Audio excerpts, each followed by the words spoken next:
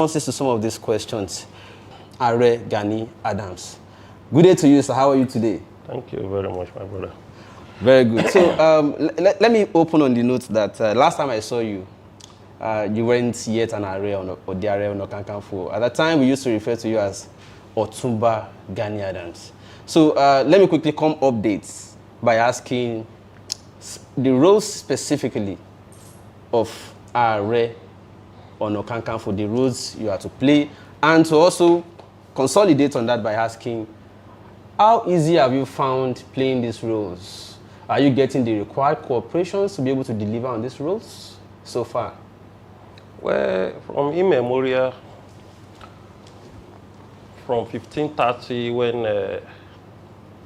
Aare Ona Kakanfo was established by Alaafin Ajagbo,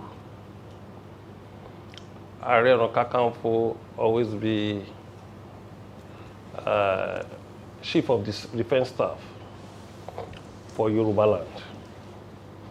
And it always been a rallying point for various warriors to defend Yoruba land, especially territorial integrity of the Yoruba people by then.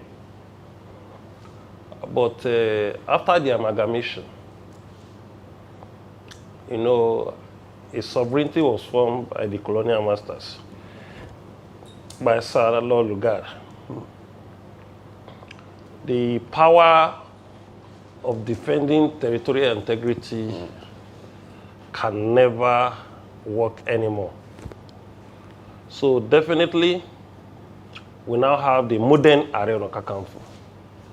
The modern Aare Ona Kakanfo started from Chief S.L. Akintola in 1964. It was installed in 1964. Aare, not Chief, Aare S.L. Akintola. And after Aare S.L. Akintola, we have Aare Kashimawo, Olawale, Moshood Abiola, which was in 1988. Onward to my own in 2018. Making you the third? No, the third modern Aare Ona Kakanfo. Okay. Which I become 15th. Since its inception? 1530, yeah. Okay. Almost 500 years ago. But notwithstanding, the modern Aare Ona Kakanfo still have a role to defend the interests of the Yorubas in intellectual way, in modern way, which would not attract being a general going to war with bow and arrow.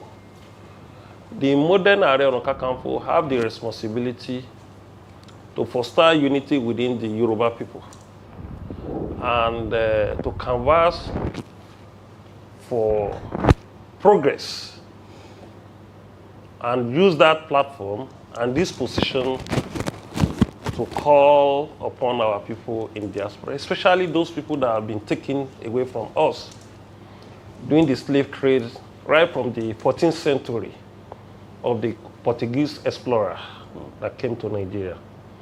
The duty of our Aare Ona Kakanfo is to even create an atmosphere for cohesion within the Yoruba people, making sure that there is no acrimony between different sectors. We are talking of those people who hold economy aspect of Yoruba land, those people who have different religion, different faiths, so that we can have religion harmony. We can operate our religion on the basis of moderation, and even to have a good relationship with the traditional rulers, like our Obas, trying to look for unity within the Obas, try to encourage them in their platform as the custodian of culture, promoting the culture with them so that our identity can be highly showcased to the global village. And I think the role of Aare Ona Kakanfo can never be quantified. It depends on the person who occupies that stool, who knows how to use it in a very good way and positive way.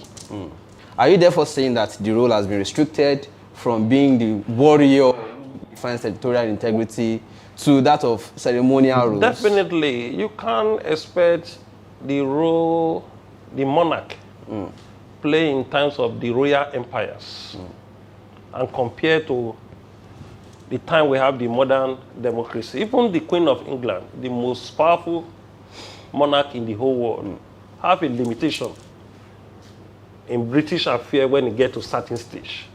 Okay. Although they respect him, they give him the normal respect and accord.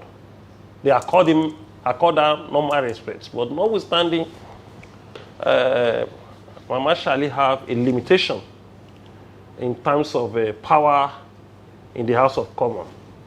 We have the House of Lords, that she head the House of Lords. But sometimes there is many decisions were being taken from House of Commons, and that be part of the content of the Constitution of the Great Britain. And talking of the great monarch we have before, you can't expect the power they have before the modern governors, especially by the time we have United Nations in 1945. You know, United Nations in 1945 correct a lot of things. That was how the issue of extrajudiciary coming, war crime coming. It's not like what happened when we have the First World War. Is it not around 1918? And the Second World War around 1945.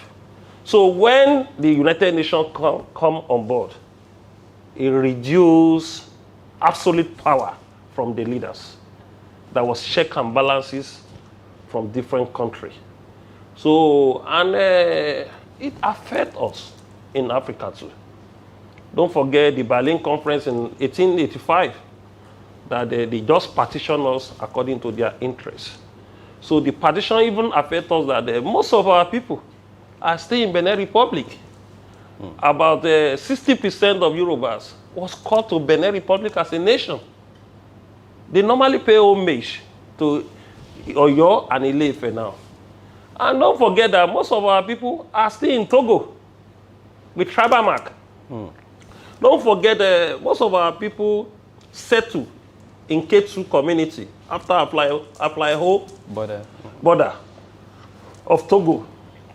And about 30% of the Accra people migrate from Ile-Ife. When you see Ekwabo, the Accra people call Akwaba. So, and when you check the West African coast, you still have traces of different Yoruba who migrate from Yoruba land to many West African coasts. So definitely, the absolute power of the monarchy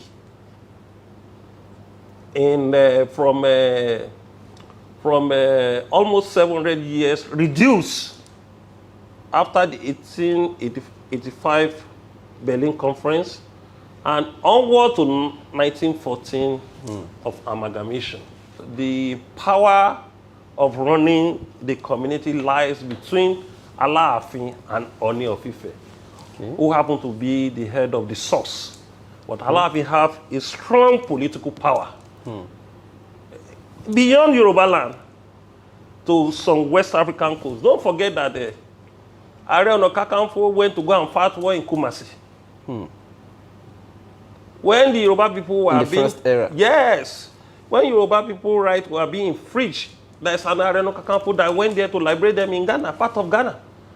So the amalgamation of 1914 reduced the power of the monarchical system that we are using in Yoruba land before the colonial master took over the power in 1914. And tactically, our monarchs submit the power to the colonial masters. Because when there was a war, the Kiriji War that started in 1870 and ended in 1886. 1870 to 16 years uninterrupted war. It's a monarch that went to go and call the colonial master that will come and wait on the issues.